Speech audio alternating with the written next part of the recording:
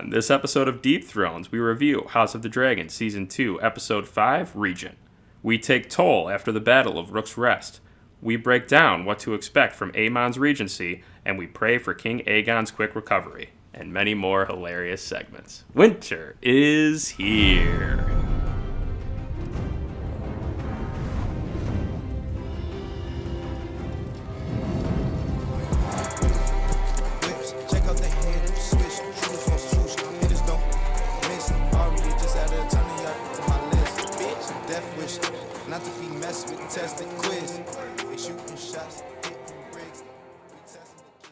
Welcome to Deep Thrones, the most entertaining podcast in the world of Ice and Fire. I'm your host, Sims. My partner, Sheedy's here. What's up, Sheets? Hey, Chris. Thank you for that introduction. Hey, everybody. Hi, Deep Thrones family. It's great to see you. Great to be amongst you once again talking about House of the Dragon. Hope everyone's doing well. You're chugging a beer. Chugging a beer, Chris, as we start recording. Let's show a little decorum, all right? You know, decorum. I get just all the bullshit that's dripping off of you right Guys, now. Guys, let me tell you, I am having a great day. I thought that was a great episode. As you'll see, I'm dressing it down. The Team Greens, I'll say PR tour is going great. I'm wearing this nice blazer. I don't know what brand it is. Doesn't say on the inside. This is a turtleneck. It feels great. I wore this, Chris. I want on the record. Was I wearing this during the entire episode? Was I here in sweatpants, looking like I just got done playing pickleball? No, you came to the door ready to go. This is just how I live my life now. After work, I guess today's Sunday, so I wasn't working, but technically every day you should work on yourself. And after that, I had a cigar, and I sat out sipping brandy, thinking about the world and thinking about how excited I am to talk about House of the Dragon with my dear friend Chris. And you dress for the part that you want. You know, you dress for the job that you want. Yeah, no, for sure. I do. I will say you do look dapper. Thank you. I'm not gonna. You hate the game. You don't hate the play. You know what I mean? And I want to say you look comfortable. So. Everybody's happy. That's fantastic. No, well done. Actually, I this morning, Sheedy and I engaged in some athletic activities, and one of us was a little bit more dominant than the other one. Yeah, I would say you engaged in some athletic activities. I was there. I was there for the cardio. It was rough. I was getting cooked out there. You got a little cooked up. Chef Sims was putting you in the blender. A little bit, yeah. And then the other guy, they put me on the other guy too, and that was rough. There was really no one I matched up well with because there was no one else. Because I was wearing this during that as well. I was wearing the turtleneck and the blazer, and I was like, fellas, what's the deal? I thought we were going to have brandy and talk about the ways of the world. No one else was down for that. They actually wanted to play basketball, and I was like, ooh. That's a good segue. Speaking of crowns that have lost, right, in athletics, England took a big L today in the Euro Cup. Explain this to me. Is this is soccer? Yes, this is soccer, a.k.a. football, a.k.a. footy, a.k.a.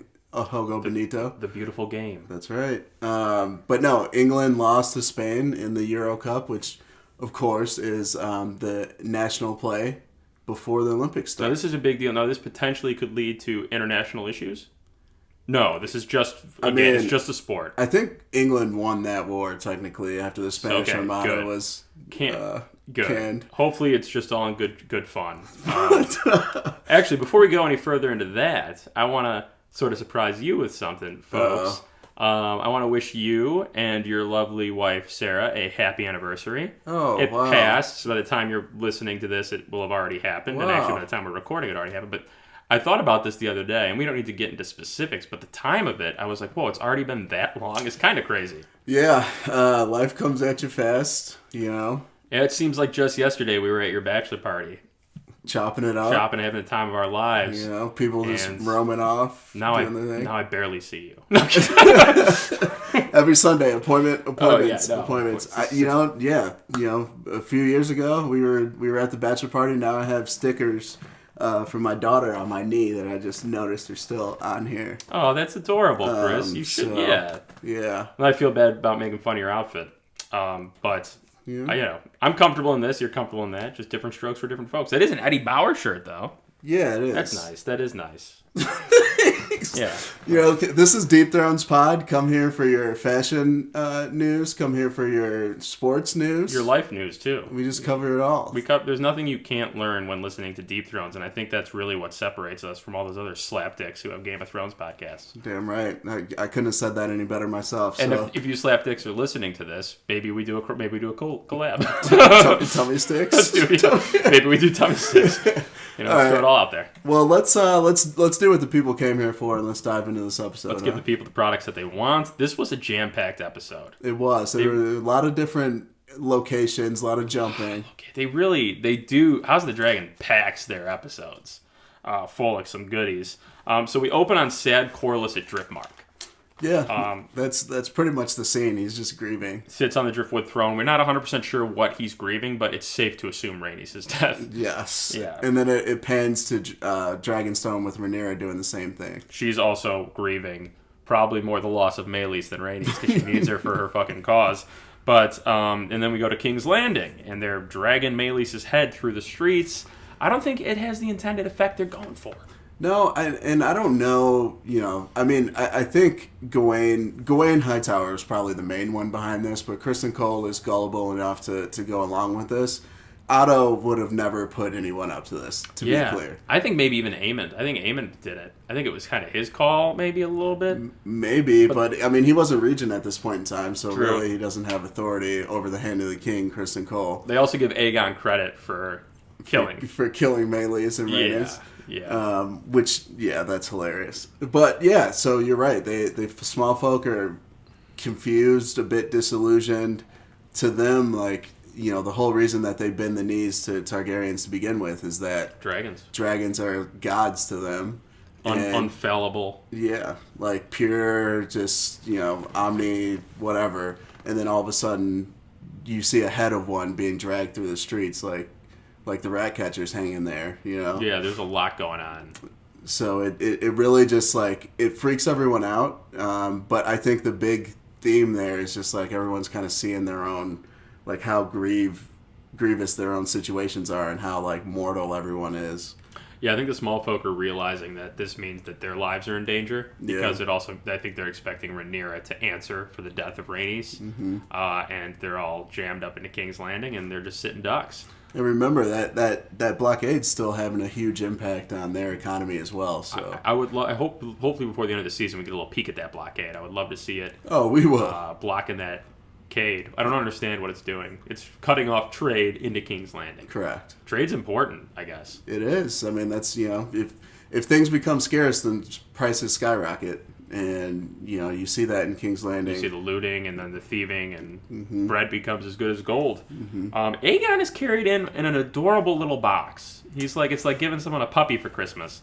It's got little air holes in it, and but unfortunately it's a burnt up king. He's burnt and broken. Rolls into the room. Grand Maester Orwell's acting to save his life. Alicent all of a sudden is concerned about her son, who she was never really concerned about before. But all of a sudden, now that shit's getting real and Aemond might be the king, now all of a sudden she cares. Whatever, Alicent. But anyways, Grand Maester Orwell's working on Aegon's life. Okay. Listen. You need to... First of all, let's just stick to the facts. That's what they're here. They're not here for your spin, all right? The facts are Aemond showed up on the scene and he said someone will have to rule in his stead. Yeah, he did. He really threw his hand up immediately. But yeah, Alicent is very worried about Aegon, and I think a lot of it has... I'm sure part of her does love her son, but I think most of it is the fear of Aemond taking over, because Aemond is a bit of a loose cannon. And and Helena also sees Aegon in the box. She doesn't seem to. She's just kind of like, oh, shit, crazy. Aegon's burnt to bits, but he's alive, and like Chris said, the armor is yeah, that was rough. He's crispy. It was a crispy scene because Orwell, also shout out Orwell. That he's having some scenes this season. That guy's getting in the mix. He's getting his hands dirty. He's a pivotal character in this story. He's giving out tea last week. He's ripping off armor this week. The guy, he's a jack of all trades. You need an Orwell on your team. I do love the attention to detail that the armor was seared into Aemond's skin, which it would be if you go down in a heap of fire and smoke. Yeah, oh yeah, and they do the scene, of course, of him ripping it off piece by piece. It's gooey, it's tough to watch, but clearly Aegon is not fit to rule. And like Chris said, Aemon immediately says someone has to rule in his stead, and Alicent goes, "Hey, I've done this before. I'll do it again." So Alicent kind of leaves that room. I think it got a little bit too tough for her to bear.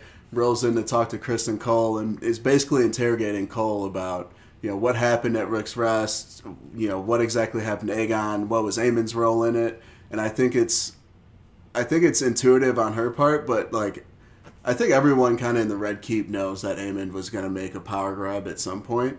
Yeah. And Alicent directly asked Cole like what was Aemon's role in this, kind of knowing that he did something. Quite a few grabs of power this episode, and yeah, the fact people immediately are like, Aemon has probably got a hand in this. The House of the Dragon characters are intuitive, I've found. They question a lot, and I like that. I like that they're not dumb. I like that they're able to sort of connect the dots. Obviously, it was not Meleys that burned Aegon, so that's going to lead to some questions. A bunch of men on the battlefield saw it, so you got to sort of address it. And from there, we go, and Kristen and Alicent, you got to wonder how this affects their relationship going forward. We'd seen an episode, or seen each episode so far of them getting after it. There was no action this episode. Verbal action. They got verbal action. Yeah, but that's just talking. They weren't like talking dirty. No, I mean, yeah, she wasn't like, my son's all crispy. I need you in my bedchambers tonight. It was just her questioning him about her other son potentially killing her son. That conversation happened off screen. It did. It's safe to. There was heavy innuendo that they still got after it. After that, after she was done questioning him, she was like, "All right, get after it." Do your work. And then we bounce over to Dragonstone, and Sir Alfred Broom is just giving Rhaenyra the business again. And then and this is kind of an underlying theme throughout the episode, I think, or maybe even like an overarching theme of the episode. But the men are just repeatedly trying to push the women out now that it's come to war. Yeah, he flat out says she's part of the. He says tamer sex, I think. Gentler sex. Yeah, which essentially, what we would see nowadays is a sexist statement and very. What am I trying to say? When you generalize about an entire group of people, right? Mm-hmm. And misogynistic, and he's essentially saying like, you just don't have the capacity to fight this battle. I mean, and she kind of is starting to question herself, but now we see her actually take some action and start, giving out commands. The men at the council don't agree with her commands. I believe she mentioned sending men to Cracklar Point, and there's another Maidenpool that she talked about, and then they immediately start questioning that. I think it was, who's her Kingsguard? Sir Stephen Darkland says we need revenge for Rook's Rest and Duskendale. Of course, his dad died at Duskendale, so, even when she does try to take action here, which, again, we've talked about ad nauseum that we thought she should have been doing that from the get-go. Right. But now we're seeing that they even have problems with the actions that she recommends. The Blacks have no clue what to do in this scenario, but we're starting to see Rhaenyra at least grab the reins a little bit and tell them, like, listen, we're going to work through what to do, but don't fucking question me anymore. Which I actually like. I'm kind of happy. You love to see that. Mm-hmm. And then Jace kind of treats with Baela. He says he wants to see Daemon, and he essentially says, well, if I can't see Daemon, then maybe I'll go to the Riverlands myself and then talk to Frey's. Yeah, and this is interesting. First of all, let's not forget that Jace and Baela are betrothed to one another, so it is cool to see them kind of forming this relationship. Mm-hmm. I don't know that I love Jace going to the Riverlands, or specifically to the Twins, and I don't know if that's just me saying that because it wasn't in the source material, or if it doesn't really make sense to me. So I guess maybe we can break it down when we talk about that scene, but I didn't dislike it on its merits. Mm-hmm. I dislike it happening in one episode, I guess. Him going and then getting back. A little jetpacky, but I guess dragons are jetpacks, and I don't also a lot happened in this episode, and it happened within the timeline, so I guess that's fine. Yeah. But it was a bit quick. I'll do my rewatch, and then I'll come with judgment on Wednesday's episode of Deeper Thrones. But it could just be me being a book purist and being like, I don't like that. But God, what a fucking dork! Jesus Christ, Can't be me in this turtleneck. Even though I look like I look like a critic specifically for books. Yes. I look like I smell my own farts, but I do not. You did fart right before we started recording. But I did not smell it.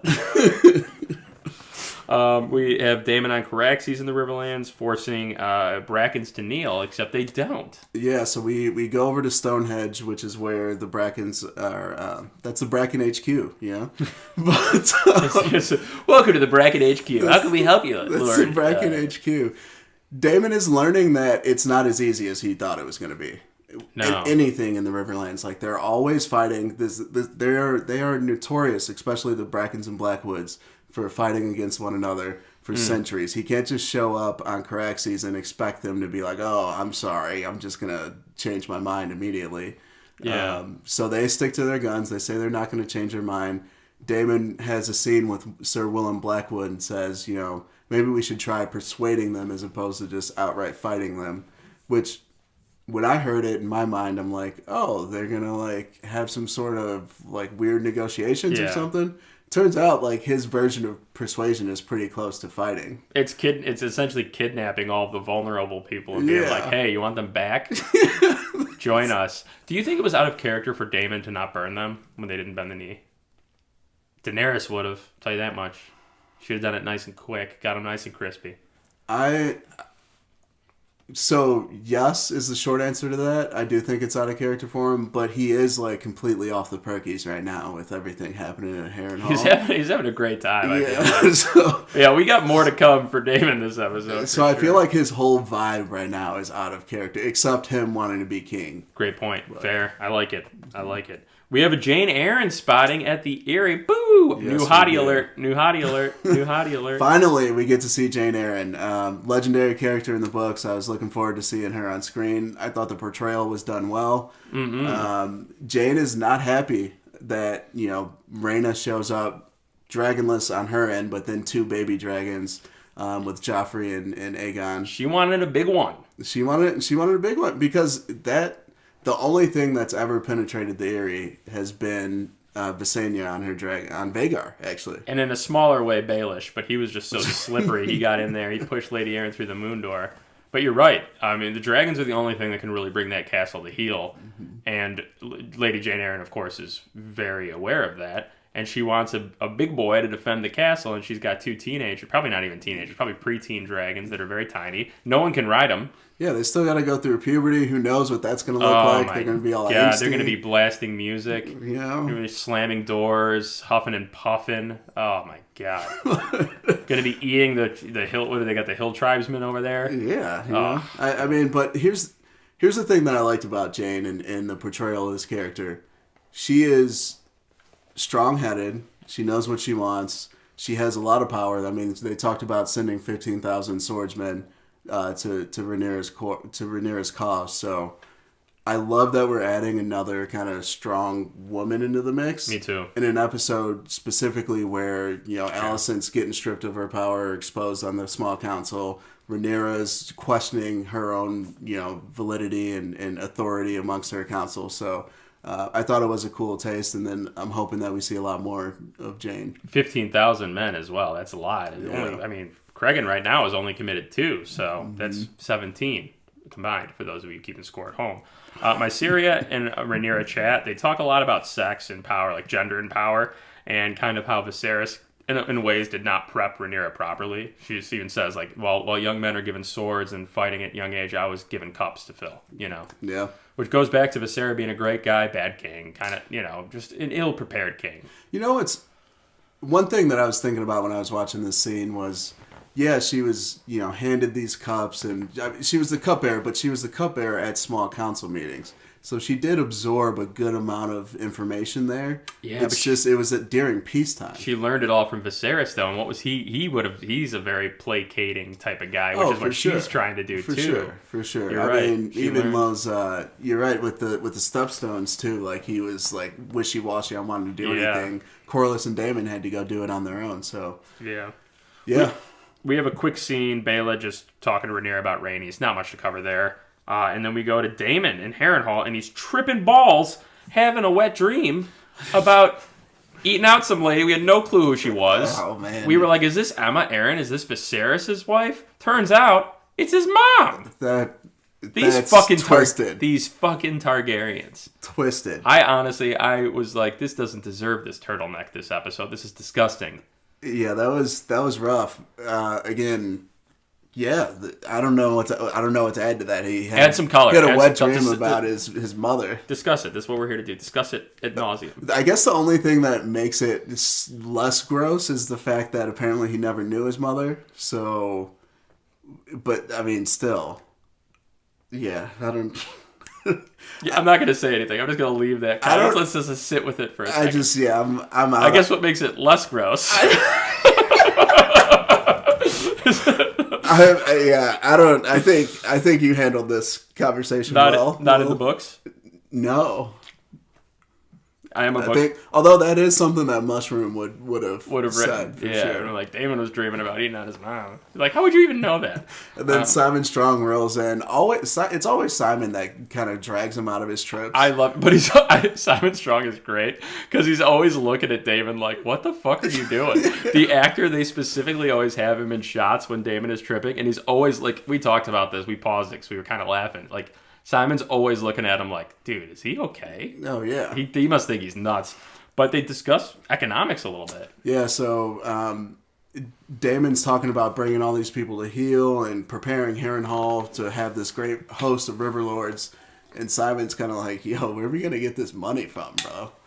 And Daemon's like, well, Harrenhal was rich. What happened to that? And Simon reveals what we already knew, that Larys took that money and rerouted it to King's Landing. I'm glad that they said it this episode, because when he said, like, well, I control their purse, I was sort of like, well, what does that mean? Did he move it? It just was vague, and he essentially did. It was great. Great essential information there. Good move by Larys. But then, again, it ends with more king talk. He's really high up on this king, man. He wants to be called king. And Simon Strong actually called him Your Grace in this scene, and Daemon turns around and he's like, you'd be better off referring to me as my king. Yeah. And he's like, but you're the prince. I can't stress enough, Simon Strong, I love you, buddy. I love you. I honestly got big ups for Simon Strong. I think he's been one of the best castings this season. The guy's goofy. He looks like a turtle. And I just enjoyed it. I like having him around. He's perfect for what they have going on at Harrenhal right now. Oh, I agree. He serves, as the kids would say, he serves great face. Is that what they say? Do they say he serves something? He's serving. He's serving, yeah. He's serving. And also, or he's giving. He's giving. What is he giving, though? He's giving... Ooh, that's a good question. Simon Strong he's giving worried and confused about Daemon. Okay. He's giving, and Daemon, of course, was giving, to his mom. But what makes it less gross is that he didn't know her. That's going to be my new expression. You know what makes this a little less gross? when something sort of unforgivably disgusting happens, I'm like, but what makes it a little less gross? Listen, this is what happens when you have a podcast and you're expected to give feedback on every point. I don't know. We started recording 10 minutes after the episode. This is raw, all right? We don't have time to think this stuff through. Orwell tells Alicent that Aegon is all fucked up. Yeah, he's jazzed up. Orwell says he might not even, wake up, essentially. Also, justice for Orwell. He deserved a vote. He went up in the first round against Rhaenyra, but he deserved a vote in our poll that we did years ago. Oh, yeah, that was, yeah. He deserved one vote. In the March Madness I should have done it. The Greens discuss a regency. They need one. I feel like he would have gotten votes, if we do one after this season. If he's matched up with Rhaenyra again. Oh, well, yeah. It's tough. Yeah. We'd have to match him up with, like I don't know. Yeah. He wouldn't be a 32 seed anymore, though. No, he's moved up. Yeah, he's definitely moved up. He had a good offseason. He's got some good recruits coming in. The Greens discuss a regency, and Alicent puts herself forward. Yeah, wild move by Alicent. Honestly, if Alicent was like a Cersei type or, even a Marjorie Tyrell type, she would have talked to one of the other small council members, maybe like a Tywin Lannister, beforehand and been like, hey, I'm thinking about pushing your claim as regent. and then kind of use your influence. Wow. But she just was like, yeah, I've done it. I'll do it. That's a really good point, Chris. It's a shame you didn't dress nicer. Because it's difficult to think. If you're listening to this podcast, you're probably thinking, like, this is a lot like the famous Nixon-JFK debate. People listening to the podcast are like, ooh, Chris is really smart. But people watching the podcast are like, ooh, Sheedy's really smart. Because I'm over here looking dapper, Well, Allison was not smart because she didn't analyze the fact that her whole team, the whole thing is about a male having claim over a woman. Right. And for her to put herself forth is a dead cause from the beginning. They all go full sexist. Lara says it. They all say Yeah. it. They're like, it's just, and even Cole confirms that, like, also Cole says by law, Aemond is next in line, Right, which yeah. Cole goes strictly by the book, but the rest of the guys stress, like, you're a woman. And Allison's like, yes, but I've done this before, but they're like, that was peacetime. Like, it's a different ball game. Like, you have to accept that war is happening, but, like, it's just one of those situations that, like you said, it was weird for her to not. I think Allison is starting to realize her mistakes because then Aemond puts himself forward. They choose Aemond. They confirm it. He immediately goes to the head of the table. Oh, yeah. Puts that little Checks ball. in. Yeah, he checks. He clocks in. And then he gets to work. He's like, what's the great situation scene. in the Riverlands? He's getting to work, but Allison is eyes over looking at him and like tears start bubbling. It was amazing acting by Olivia Cook. I love that cut. They kept it on her for a really long time. It was really good directing. I loved that scene. Yeah, you can see the panic sinking in for all the reasons that you said. She's realizing like, I'm completely losing control at this point. Oh, for sure. For sure. We then have a Hugh Hammer scene. That's that guy with the long white hair, for those of you who don't know who he is. I don't know if they've set him up the best, but I think this is just the beginning. This is the breadcrumbs, so to speak.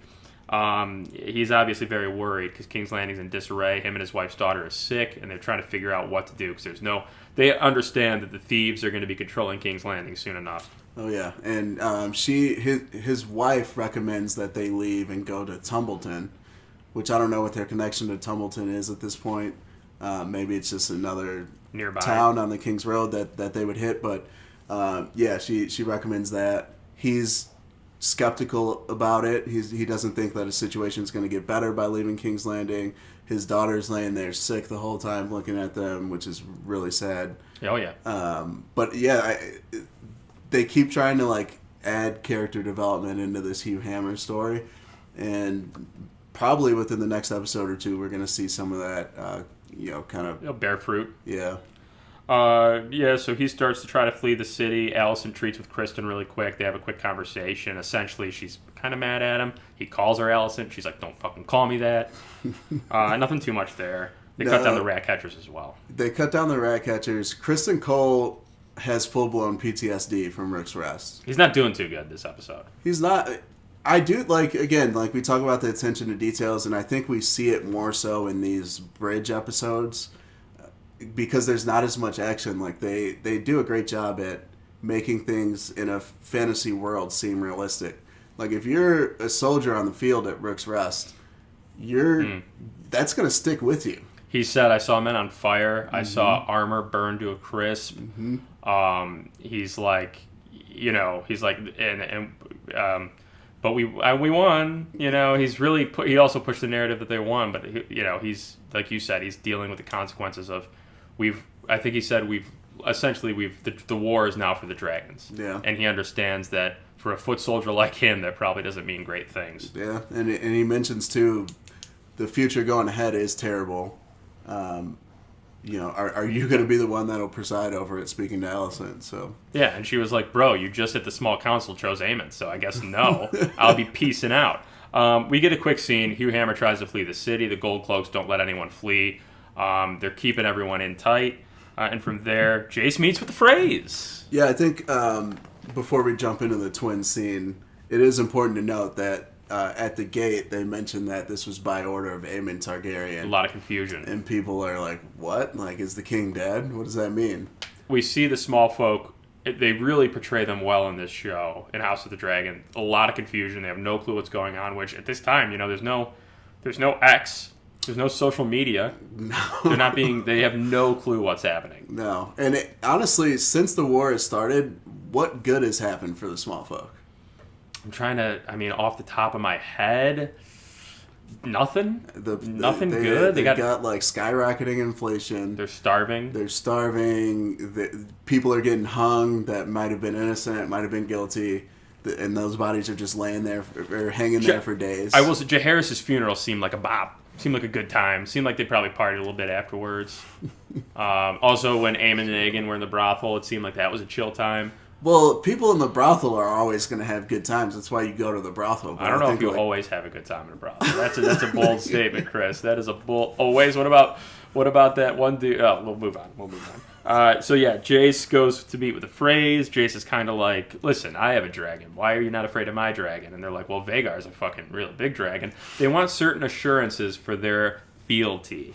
Yeah, and this is what every house is going to want, right? Like same thing that we saw from the Aarons of the Vale. We're seeing it from the twins from the Freys at the twins. And one thing that's interesting to me, in the books they didn't have this sequence happen. And I won't spoil what happens probably in the next episode or two, but I do. The more I think about it, I do like that Jace is having some sort of impact in the Black's War effort. Mm-hmm. I don't love that the Freys weren't like I want to know like who those two were sitting at the table. Yeah, the introduction was poor. They didn't give good names on them. But Jace the Freys essentially say to him like, we want Harrenhal. Yeah. And he's kind of like, well, I'll take that to the queen, but probably was like wink nudge, like you'll get it, but bend the knee. Which we were joking, we love it. The Freys getting promised things that they'll never get. Robb Stark's hand in marriage. Hey, we don't know that they don't get it. Maybe they do. Maybe they do get it. But it just seems unlikely. Maybe I'm just because I actually have no clue. Genuinely, maybe I'm wrong. Am I actually embarrassing myself on the pod? All right, we won't discuss any further. But if they do get it, I will retroactively edit this out. But the Freys just like are always using. I mean, that is their one advantage, right? Is that they control the crossing from the north to the Riverlands.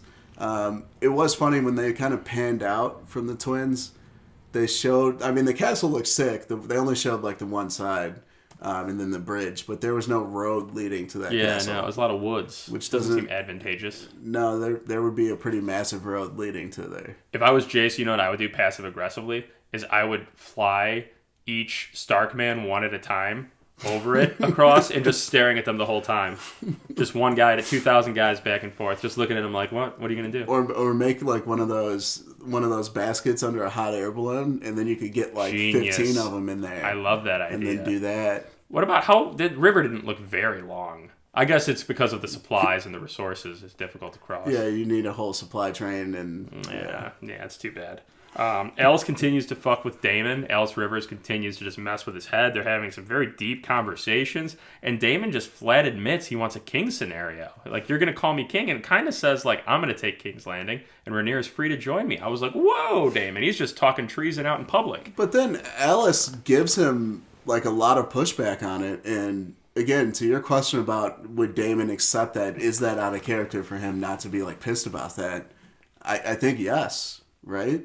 Oh, 100%, yeah. Like, if anyone else were to be talking to him like that, I feel like he would cut their head off. But he's talking treason, and then she gives him smoke back about, like, how the small folk will be the ones that pay the true price of the war, about that. She even mentions his mother, which means Alice has to know to some degree that Daemon's having those dreams.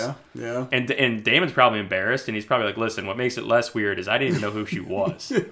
All right, so don't even give me... I didn't know that was her. I thought it was Emma. I had no clue who she was. It was a dream. Well, and one thing that Alice brings up... Or I'm sorry, Daemon actually said this to Alice. He kind of hinted at how Aemond would treat... Alice and staff at Harrenhal if he were to take it. Yeah. He says aim in one eye, which I like. Yeah. Which is interesting. And then the Brackens were told at the end of that scene swear fealty. We'll follow up on that a bit. And then Baela meets with Corlys. Baela meets with Corlys at the High Tide docks. She says, I thought I'd find you at High Tide. Corlys says his castle's just, graveyards at this point. But basically, Baela's agenda here is to get Corlys back activated. She talks about Rhaenys and her impact and what she would have wanted as a Targaryen princess, not just as Corlys's wife. Yeah. And it was a touching tribute to her grandmother, I thought. And she came bearing something as well. She did, and we didn't know what it was at this time. It was a little box. At the end of the episode, of course, it's revealed that it is, or no, it wasn't even the end of the episode. She says to her that it's, we don't see what it's in the box at that point, but she says Rhaenyra wants you to be handed the king. Yeah. And he says, like, oh, is this to placate me for the death of my wife? Don't forget, Laena died bearing one of Daemon's children. Laenor died, they believe, by the hand of Rhaenyra to Daemon somehow. They're not 100% sure. His 2 children, his wife, he took a wound in the stepstones that her ancestors did not assist him in the battles, except for Daemon. So this family has caused him quite a bit of strife. Yes, and specifically Rhaenyra's side of the family. Yeah. Like the Greens, technically, I don't think he's, like, what have they done to him? I guess technically, Aemon killed Rhaenys just now. So that sort of seals the deal a little bit. Yeah. But war is war, and then Rhaenyra treats with Sir Alfred and is sending him to Harrenhal. Yeah, she summons Sir Alfred Broom, which I didn't realize that was his last name until Broom. I love that. But anyways, so she says, hints at him going to Harrenhal, and he thinks that she's just sending him away because he's been, disagreeing with her at the council. And she does say, no, I know your house is forever loyal to my claim and my father. This is an actual important mission. We need to reestablish contact with Daemon. Yeah. And he agrees to go, and we see him later on in the episode, going on horseback up to Harrenhal. 100%. Yeah, nothing much there. We go back to Harrenhal. Daemon is tweaking. Again. He's awoken by Simon Strong. Don't worry, there's no weird mommy stuff going on there. And Simon Strong is looking at him like, come on, man. He's like, the River Lords want to talk. And Daemon's like, I'm sleeping. And he's like, let's just go talk to the River Lords. They're angry. And it's the Brackens essentially are pissed. Yeah, this scene's hilarious. The Brackens walk in. They're just talking about how all their family got kidnapped, and women and children are getting taken away, and people are losing their food, and blah blah blah.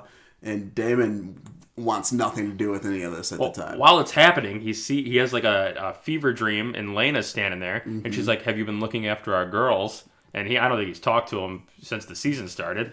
And oh my God, even in the grave, his wife is just nagging him. I'm kidding, totally kidding. But he's like, I'm getting to it. So long story short, he's tripping. He's tripping balls again. Here's the thing, Damon. You want to be king, right? This is being king. You're holding court with your subjects who are having squabbles. That's 90% of being a king. Yeah. And I thought that them kind of, drawing that comparison to what he thinks is king, sitting the Iron Throne and ruling the Seven Kingdoms, no, on a smaller level, this is exactly what being king is. This is ruling. We saw Aegon doing it in episode 1 with Otto. It's settling these little irritants to these smaller lords and houses. Mm-hmm. Could he not stay at a keep nearby? Can I stay at a tavern near Harrenhal? Right outside, just near? I guess for his safety, it's better to be held up in that keep. But my God, dude, you're not doing too good. Harrenhal doesn't agree with him. I think something about the enchantment makes him unaware of how saucy That's true. Once you're on the sauce, it's hard to quit the sauce. He's chasing that dragon. You need he's chasing that dragon. You need an intervention, dude. We should hold an intervention. Dude, we get the intervention team out there hey, Damon, buddy, we care a heck of a lot about you, and we got a lot of people here that just want to see that you're doing all right. And Damon would be he'd kill us all. I feel he'd cut all our heads off. Unless he was tripping. Yeah, it's true. And then Laena would be behind him and be like, have you talked to the daughters? And he'd be like, oh my God, I'm getting to it. And then he's like, by the way, I had an issue with my mom. But one thing at the end of this scene that I think it will have repercussions in the next episode, or at least before the end of the season, is one of the ladies who was representing the Brackens there said, dragon or not, we're not going to raise our banners for a tyrant. Love that. You see, the people... and. It's not as easy as, here's the dragon, kneel. These people are hard-headed. We then have Rhaenyra at Dragonstone. We see her hired girl, Alinda, who was one of her maids. is sent into King's Landing. We see Corlys holding the hand of the king pendant, sort of debating. Mm-hmm. We see Aemond in the throne room. It's a lot of quick cuts. Aemond in the throne room just looking at the throne. He wants it. I do want it. He definitely wants it. Alinda evokes Mysaria's name to a city watchman, and all of a sudden the city watchman's like, "Yeah, let's go." Mysaria has a high level of influence in King's Landing. Still. She does, and the city watchman let her right in. There's no loyalty anywhere. You kind of love to see it in this world. Well, I think their loyalty is still in a lot of ways to Daemon. Yeah, the city watch specifically. We see Alicent and Helena visiting with Crispy Aegon. He's all doped up on milk of the poppy and probably having crazy dreams. And Alicent and Helena kind of sit there. They depart, and as Alicent's shutting the door, Aegon's just like, "Mummy." Yeah, that was sad. It was. The poor guy. We loved him. We hated him, and then we loved him, and now sadly he's in bad shape. Did you hate him? No, I didn't hate him. I was speaking for the general public. That's why I'm wearing this turtleneck, so that people understand that we're a classy side. And what these fucking showrunners have done, and what guys like this guy to my left have done, is make you just think that one side's all good and pure, and when they cut off a kid's head, it's just a misunderstanding. And when one side wins a battle and kills someone, they're evil for it. It was a battle. I never said either of those last two things. But... It was just and fair on the battlefield, and we're still reeling from the loss of our young prince. I definitely am. Yeah, one of us is. One of us is. So the episode ends at Dragonstone in Rhaenyra's chamber. She's reading Valyrian scripts about Visenya. Jace walks in. Rhaenyra basically reveals that she knew that Jace was at the Twins and that she was proud of him for those efforts. And Jace is like, "Well, why do you look pissed off still?" Yeah. And Rhaenyra basically lets it all loose. Like, "Hey, I feel like you felt only 10 times greater because people are fighting and dying for me. And I can't go and act and defend my own claim." Because she's so valuable as the queen, she feels that she's tied to Dragonstone a little bit. And yeah, she wasn't mad at Jace. She was kind of jealous in a lot of ways. Yeah. And sort of just having a real vent sesh mother to son. This is how mothers and sons should interact. Not like how Daemon, but that's for a different discussion. Well, not like how Alicent and Aegon interact either. I would rather interact. Honestly, unfortunately, there's a lot of unhealthy relationships out there. I would argue Daemon's was the worse. But a little less weird. But it was a little less weird.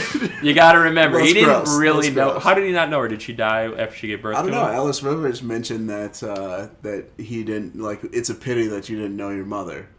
So he's like, I just got to know her. He's like, don't worry, we've been introduced formally a little bit ago. Deeper Thrones on Wednesday will have more background on Daemon's birth situation. Deeper Thrones tends to be about 35 to 45 minutes. The entire runtime will be dedicated to that scene. All of it. Book it. Write it down. No, I'm kidding. It's not going to be at all. Oh, terrible episode. My sister's guessing this week on that episode. That's the worst one. Here we go. Let's do this. We do the segments. Well, first of all, Chris. Well, hold on. Before we get into that, something very important at the end of this. They start talking about the dragons that are beneath Dragonstone and other ones that are on Dragonstone that they didn't even mention. But I think they're planting the seeds for, I think, some of this character development that we've been seeing, and we're like, who the fuck are these people? I think those are going to start. I mean, Off-White mentioned that he was a Targaryen bastard. I don't know that he actually is or not because all my homies hate Off-White. But I could imagine that once that call goes up from Dragonstone, he's going to be one of the first ones to volunteer to go tame a dragon. I would argue I'm one of your better homies. Yeah, I don't hate Off-White.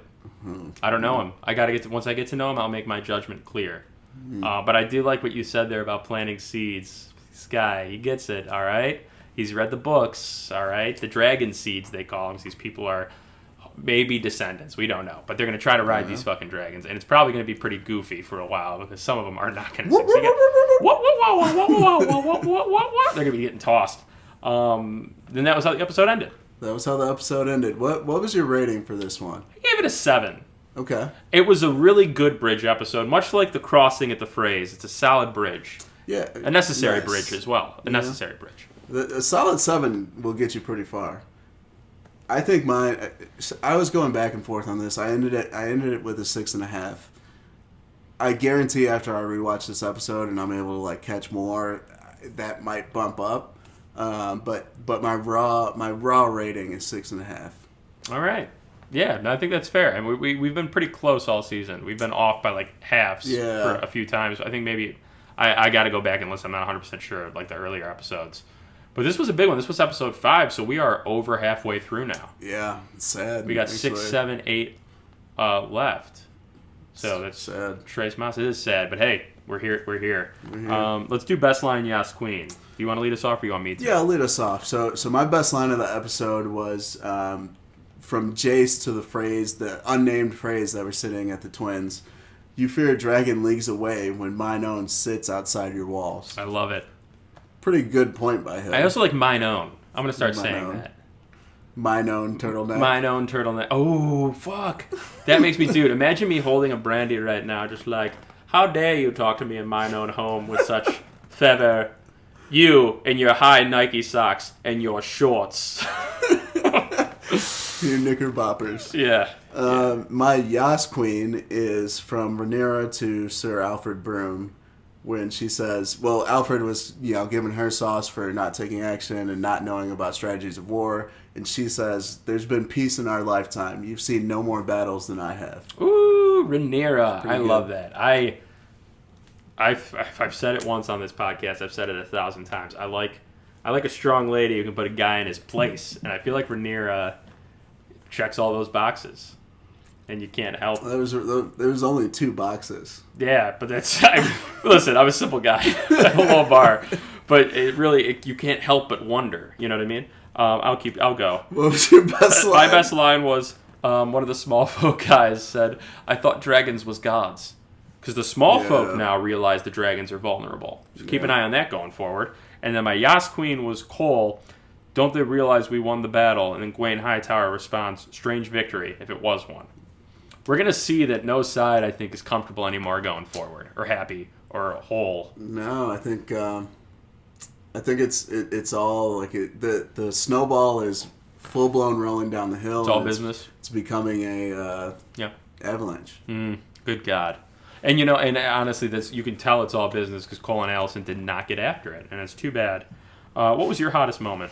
So my hottest moment of this episode was at the very end, where Jace and Rhaenyra are talking about the dragon seeds. I did love that as well. Mine is Aemond becoming the Prince Regent. I'm a big Aemond. Don't give me that face. Mine is a big in mine own home. You give me that face. Aemond One Eye as Prince Regent. I think Aemond's had a great season. I love everything about what he's doing. Just his vibe in general. I feel like me and him would be tight in real life. You and Aemond? Yeah, oh yeah. Me, Aemond, and Laris chopping it up. We're eating a couple of char dogs outside a sporting event, just shooting the shit. Come on, we'd be having such a good time. Oh, man, Mount Rushmore. I don't even know where to start with that. So I'm wearing the turtleneck. Laris is over here dishing some info. Eamon's sitting there looking weird. Dude, Aemond would just like bust out a dagger and slam it in the table and be like, "What are we doing here?" And I'd be like, "That's ooh." I'd be like, first off, you've ruined mine own table. Let's do Mount Rushmore. Best. So obviously, like Chris said, we have the Copa Capella or whatever it's called. The Copa America. I didn't even talk about that on air. I talked to you about that before. No, we mentioned it. But it is... No, we mentioned the Euro Cup. Oh, whatever. Oh, my God. It's more soccer. Is it also soccer? Yeah. Okay, but also Wimbledon's going on, right? Yes. The Olympics not are anymore. near. Alcaraz won this morning. Oh, yeah. Shout out Alcatraz. That's pretty cool. That's a prison. And then also, want to give... The Olympics are coming up. Team USA beat Canada in basketball. I really hope that this dream team is one of those ones that just wipes everybody. I think it'd be pretty cool. That would be nice. They got the horses to do it. So we are doing a Mount Rushmore best athletes in Westeros. So this includes Game of Thrones. This includes House of the Dragon. I'll even let you go book if you want. You just got to explain who the fuck the person is. Chris, you want to go first? Wow. Well, I just got that information now. It's your podcast. You can do what you want anyway. You're telling me this now. So I'm going to start off. Grey Worm is my number one overall. Wow. Grey Worm. I love that. He's best athlete out there. He is strong. I'm going to go with my number one pick, the Mountain. Okay. I think his athleticism is different. It's more compact. You feed him under the boards. He's putting the ball in. Yeah, basketball. for sure. Yeah. I see that. Yeah. I mean, on the football field, the guy would be a beast. Yeah, probably O-line too is maybe. O-line, yeah. O-line, but he's not a skill position player. He's not quick. I love the D-tackle, though. You just tell shortest path to the quarterback. Yeah. Just tell him to go get him. Just go get him. Kill him. My second pick's going to be Oberyn Martell. That's a good one. The Red Viper. Yeah. Very athletic. Almost athleticized the Mountain in a lot of ways. That's true. Until his fucking head exploded. Yeah. Yeah, you hate to see that. I'm going to go with Rhaenyra. I think she's in really good shape. She seems like she is... she's a hard body. You know what I mean? So she's got the abs going on. I bet she's pretty good athlete. What's your next one? My next one is the Night King. That javelin toss. I mean, the guy would crush it at track and field. Wow, that's a good one. Yeah, that's a really good one. I forgot about the Night King. He's also got that upper body, and he's a little. You got to admit though, Arya fucked him up. Yeah, Arya's also on the big board too. That's true. So, that's fair. Yeah. My third pick will be Brienne of Tarth. I feel like I like. She seems like another person. I'm building a basketball team here, specifically, and I feel like you feed her under the boards, and she's putting it in every time. She's like what 6'4", 6'5". Mm-hmm. Especially if you go, I'm going the WNBA route. I put Brienne of Tarth. She's my 5. Okay. I got Rhaenyra as my 1 running the point. Okay. Or Rhaenyra would be a good marathon runner because she likes to take her time. It's not a sprint for her at all. She's very slow and deliberate. Well, she'd be up until the day of the race. She'd be like, "Oh, can I still sign out and not get in the race?" She's like, "Is there a way we can all just win the race?" So this is my fourth pick. Yeah. Oh, my final pick. I still got a lot of players on the board. Okay, I'm gonna roll with Bran Stark, and we're talking. All Olympians matter, right? So sure. Okay, that's fair. That's fair. Mine will be Corlys. I think Corlys, again, height, we're talking 6'4". Oh, pre-injuries. He's old. We're going pre-injuries. I don't care if he's old. LeBron is turning 40 this season. You feed Corlys under the birds. Also, he's called the Sea Snake, so I got to believe that he's pretty slippery in the water. We give Michael Phelps a run for his money. We give Ryan Lochte a run for his money. We give Katie Ledecky a run for her money. Give me Corlys. Okay, I like that. We have some honorable mentions here. Arya Stark, we mentioned. She's very athletic. Very, very athletic, very much on there. Gendry, oh my god. Can't sleep on the fastest man in the Seven Kingdoms. Yeah, you guys ever heard of The Flash? Fucking Gendry, that guy. You watch season 7 of Game of Thrones. But yeah, I think that's 2. I also would throw in there. Did I mention Rhaenyra because she's a hard body? I did, yeah. You did. Jon Snow for holding his breath under a pile of bodies for a long time. That's true. Jon Snow, diving. Yeah, and also coming back from the dead. That was pretty cool too. It takes some form of athleticism, I'm sure. Samuel Tarly hot dog competition. That's true. Is that a sport? Yeah, I bet he could put them back. He could put back some pies for sure. Hot pie! Come on. Okay, now we're just saying names. Sorry. You blew it, Chris. You blew it. I'm leading us off. You go first for sure because I have one. Okay. That has to be discussed. Mine's gonna be whoever the doofus was who decided to parade the dragon through King's Landing, whether it was Kristen Cole or Gawain Hightower. I'm sorry, buddies, but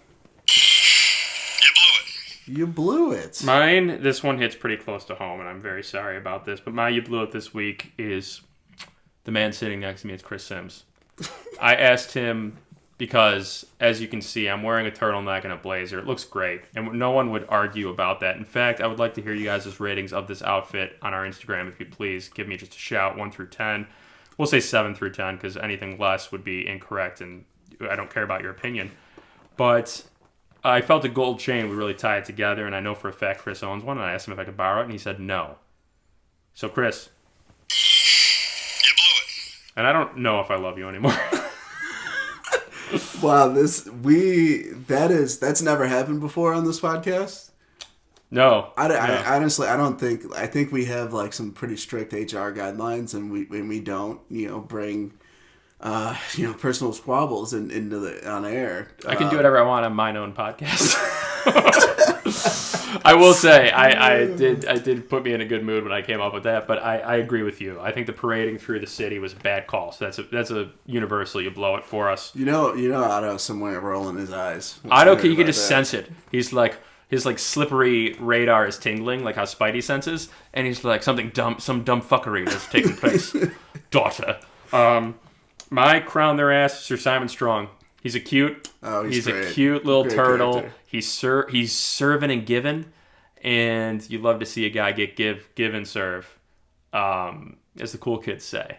So Sir Simon Strong. Now, if you want to crown him, then crown their ass. Yeah, I love you. Crown him. He is. My crown their ass is going to be Jacaerys Valerian. I feel like he had a solid episode. Good performance at the Twins. So, Jace. Now, if you want to crown him, then crown their ass. You're crowned. You're crowned, Jason. You are technically for Chris, you are the heir to the throne. That's true. So you love to see that, him getting his crown. Strategy with Lord Mims, one of my favorites. Chris, if you were Daemon, would you have torched the Brackens? Or would you go with this weird kidnap strip? What would you have done? Would you have just disregarded the Brackens and been like, fine, I'll get the rest? Would you have tried something else? Here's where I stand on that. The show is propping up the Blackwoods and the Brackens as having the largest hosts within the Riverlands. The truth of the matter is that maybe individually they might, but not even, no. The Freys have a larger host. I can imagine the Tullys. The Tully, well, yeah, but they're just notoriously not doing anything. But that being said, no, I would not have torched the Brackens. I would go to the houses that have claimed for Rhaenyra on record. Like these houses have done it from when they were sending out the Ravens. I think at the end of season 1 or maybe the beginning of this season. Just go there, be like, yo, like this is what's up. Come meet us at Harrenhal. Yeah. Instead of like trying to convince the Brackens who like they've never been on the same side as the Blackwoods. Like I can't remember one time within canon that they've been on the same side.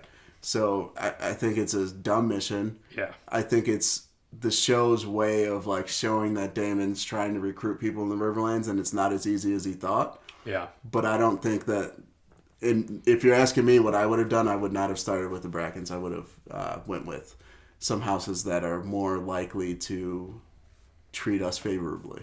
All right, great. I agree. Yeah, it was kind of, yeah, I could see that. Yeah. That's probably the right strategy. I mean, Daemon is just, like you said, he's not thinking straight. No.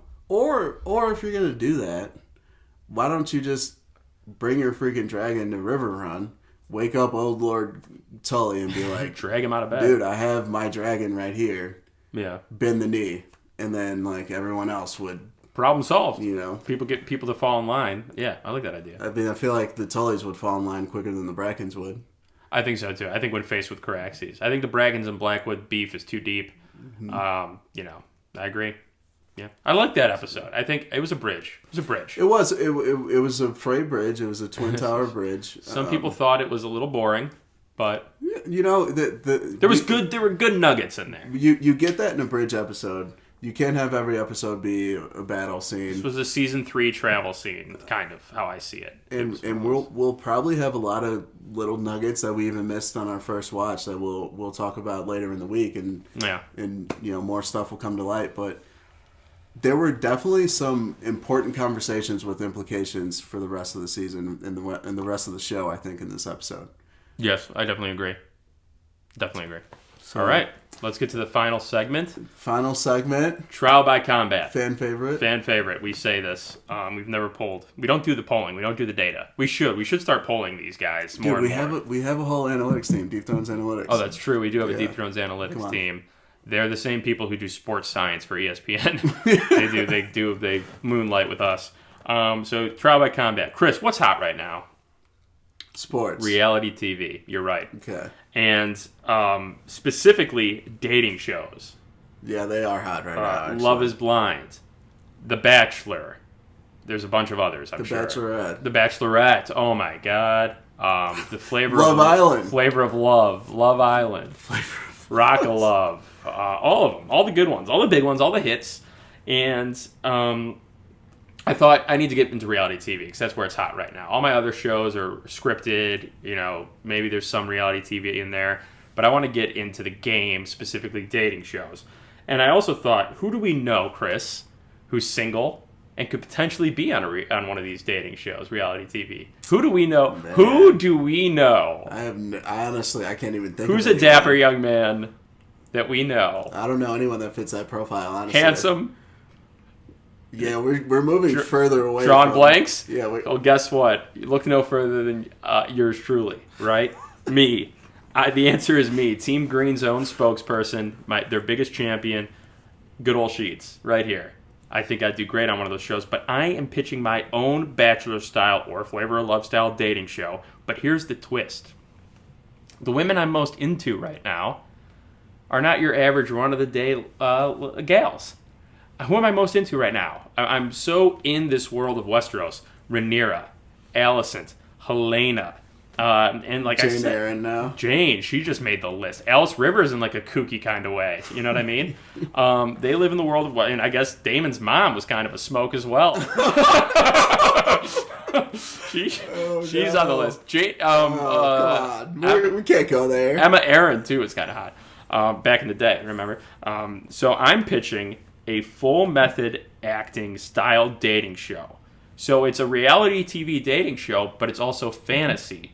It's in the world of Westeros. You have to stay in character, and this is how I find my true love in real life, is through this style of dating show. It's a fantasy reality.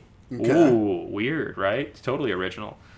And we use HBO's budget. We get their effects department. We get the sets. We're going to be doing like the dating version of the house that the dragon built. We're going to be seeing behind the scenes of how we commit, right? We invite women from across the country or realm, and they vie for my hand in my dating show, which, based on the Game of Thrones world, is called A Song of Spice and Desire. And I know what everyone's thinking out there, and don't worry, I've thought about this. As these women are vying for my hand and my love in this fantasy world, on this reality show, what's Sims' role in all of this? Well, what? Okay. And here's your role. Obviously, if the day ever came where I met a lovely lady and I were to marry her, you'd be my best man, right? Let's do it. But the best men don't exist in the fantasy world of Game of Thrones of Westeros. So you would be my hand. You would help me sift. You'd let me know. Like, you'd be like, Lady Tanya has been talking shit. You know what I mean? And you'd sort of be my right-hand guy to help me sift through the duds. And then I thought, I need a master of whisperers, too, to make sure there's no sass talk going on. But also, because you got to build up the drama. You need them fighting a little bit to get those views up. So Kinsey could be our master of whisperers. She can get in, kind of befriend the girls, and be like, hey, I'm just here. She'd sent me down to talk to you guys. But really, she's there to get the dirt. She's kind of like Laris in a lot of ways. You wouldn't, if you're a master of whispers, you wouldn't want to say she'd sent me down to talk to you guys. But whatever, all right? The point is, she's getting in there. She's getting the intel. You're my hand. You're going to help me find the right girl in my hit show, the dating reality/fantasy, A Song of Spice and Desire, based on the Game of Thrones books, A Song of Ice and Fire. No, I think everyone got that part. Making sure. You never know. Not all these people read the books, Chris. No, honestly, I would watch that 10 out of 10. I think... I'd be like, Aegon's dream was for me to clap those cheeks.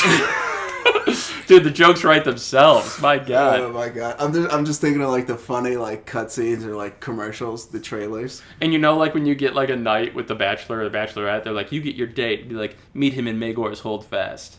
And I'm wearing this. Would you, like... Well, it wouldn't be roses. It'd be like what? It'd have to be. You just behead the ones that. I'm kidding. I'm kidding. No, it'd have to be. What would be the gift? That's a good question. I'm not sure. Maybe a favor, like the favor, maybe. Oh yeah, but then they give that to you though. Yeah, that's weird. Yeah. Maybe I figure it out. That's we would have to. That's your job. You're the hand of the king. Yeah, I'm not supposed to be thinking about these things. I'm supposed to find my love. No, yeah, I honestly I would watch that 1,000,000 times out of 10. Thank you. I think a lot of people in the realm would enjoy that. I agree. I don't know how much the ladies would enjoy that on the show. I think it'd be fun. Are you saying because of me, or are you saying because of the theme? I hope you've enjoyed this episode. We should do just a slow fade. We don't. But no, seriously, thank you for joining us for another episode. We only have 3 of these left this season, so you better cherish this while it's here. You better cherish it. We have more Deeper Thrones coming. Please follow us on the usuals, the socials. And also, if you could like, share, and subscribe, tell your friends to listen. It means a lot. It does. It really does mean a lot. Well, I'm going to shut it to you. Shooty, why don't you take us out? Rhaenyra, Allison, Helena, hit me up. Maybe you could be on A Song of Spice and Desire.